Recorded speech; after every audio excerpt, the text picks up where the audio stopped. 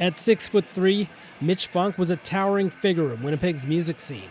Funk was best known as a vocalist for Personality Crisis, a band whose brief tenure from 1979 to 1984 belied its influence on punk rock in Winnipeg and beyond. He's a legend in the Winnipeg music scene, but to me, he's my beautiful brother. Aaron Funk is Mitch's younger brother and a musician in his own right who records under the name Venetian Snares. I think something I learned from Mitch was like, maybe Winnipeg is not the place to build your career. It's probably the rest of the world.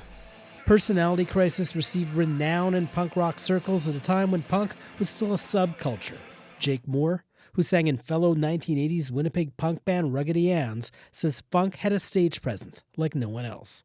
He was one of those performers that you couldn't not look at. This large man that had more than a passing reference to Frankenstein as evoked in the movies.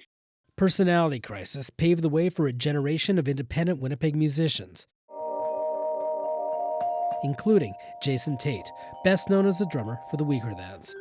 The first punk rock show Tate attended at age 14 was the last show Personality Crisis ever played. This really tall, lanky guy came out on stage wearing a white woman's gown, nightgown, holding a doll, a Hugo, the Man of the Thousand Faces doll, as a puppet. And he just proceeded to play with his doll on stage before he touched the microphone at all for about a minute and a half. In the 1990s, Funk received more renown as a member of Honest John. He spent most of his working life at St. Boniface Hospital and took up painting in his later years. He's an amazing vocalist, but he's so much more than that. He's a beautiful, kind human being.